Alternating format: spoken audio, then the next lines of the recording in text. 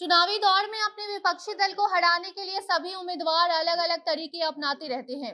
चुनावी मौसम और उस दौरान किए गए जनता से वादे मानो एक जैसे ही होते हैं। जैसे जैसे चुनावी मौसम ढलते जाता है वैसे ही नेताजी अपने वादे भूलते जाते हैं। लेकिन आज हम आपको एक ऐसे उम्मीदवार के बारे में बताएंगे जिसने साम दाम दंड भेद सभी पैतरों को अपनाने के बाद अब एक ऐसा तरीका अपनाया है जिससे कि पैसे भी कमा रही है और लोगों से वोट बटोरने के लिए अपने न्यूड पिक्चर्स को बेच भी रही है।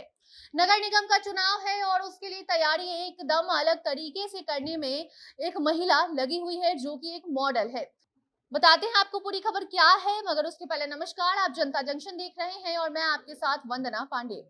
चुनाव चाहे शहर में हो या गांव में या फिर किसी भी देश में, हर जगह जो उम्मीदवार होता है उसका हाल एक ही होता है। किसी भी तरीके से वो चुनाव जीतने के फिराक में होता है, उसके लिए वो लाख कोशिश करता है और अपनी जनता को लुभाने की चाहत में कई बार ऐसे काम कर जाता है कि उन्हें सुर्खियों में वो काम ला देता है। इस बार भी कुछ ऐसा ही हुआ है। जो खबर हम आपको बताने जा रहे हैं उसमें एक महिला उम्मीदवार ने अपनी न्यूड फोटो बेचना शुरू कर दिया है ताकि वो चुनाव जीत जाए और इस चक्कर में अब मैडम की चर्चा देश और दुनिया में होने लगी है। कोई नेता इतना नीचे कैसे गिर सकता है, लोग बस यही सवाल कर रहे हैं। वो चुनाव जीतने के चक्कर में अपने ही न्यूड पिक्चर्स को वायरल कर दे या फिर उसे बेचना शुरू कर दे, इस हद तक आखिर कैसे कोई नेता जा सकता है। चुनाव के वक्त उम्मीदवार वोट पाने के लिए और चुनाव जीतने के लिए साम दाम दंड भेद सब कुछ अपना लेते हैं। बाकी किसी भी तरीके से वो चुनाव जीत जाए। लेकिन क्या कभी आपने सोचा है कि वोटर्स को अपने ओर रिझाने के लिए कोई अपना न्यूड फोटो बेच सकता है?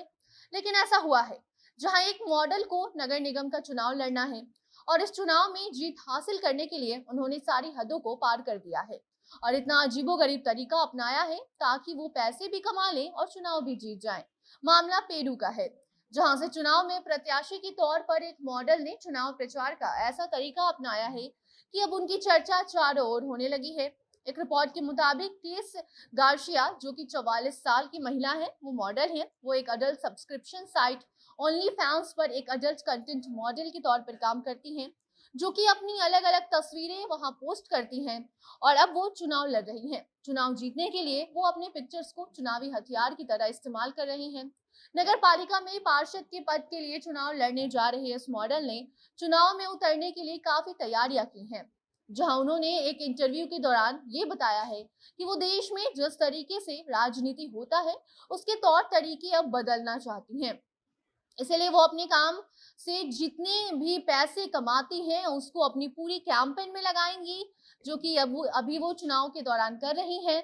इतना ही नहीं, बल्कि उन्होंने अपने वोटर्स को कहा है कि अगर उनको इनके घोषणा पत्र पढ़ने का शौक है तो फिर उनको सबसे पहले इनके अकाउंट का सब्सक्रिप्शन लेना होगा।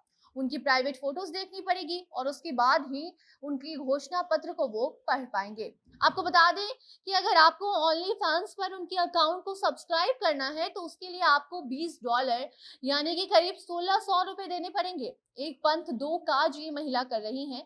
ये मॉडल भी हैं और ये चुनाव के लिए उम्मीदवार भी हैं।